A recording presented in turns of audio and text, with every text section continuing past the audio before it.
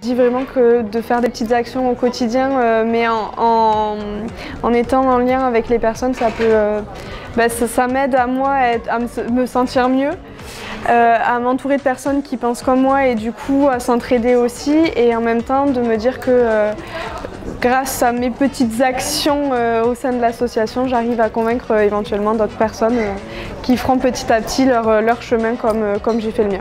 Je me suis rendu compte que je pouvais aller plus loin dans ma démarche et c'est ce qui m'a envie du coup de pousser un petit peu la démarche. Et quand j'ai appris qu'il y avait un groupe qui se montait sur Nantes, ben, je me suis dit que c'était le moment, que c'était l'occasion d'y aller, quoi.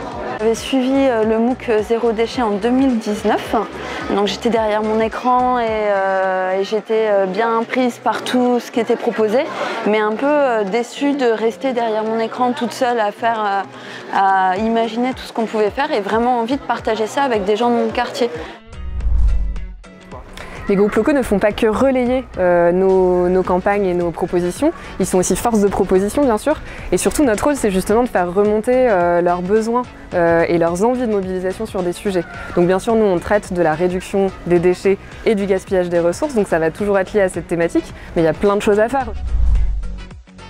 On a fait pas mal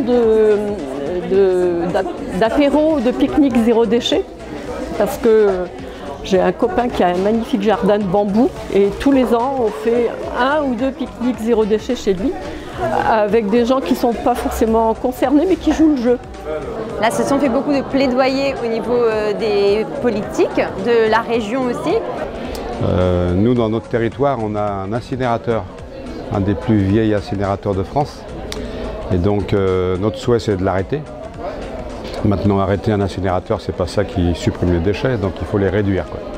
Avoir une visibilité pour ensuite impacter peut-être les collectivités et voilà, faire du plaidoyer. On a des personnes qui veulent lancer des ateliers cuisine anti-gaspi et nous on est ravis, on soutient ça. On veut vraiment aussi encourager ça, en fait, que les gens prennent des initiatives et qu'ils créent les projets qu'ils souhaitent.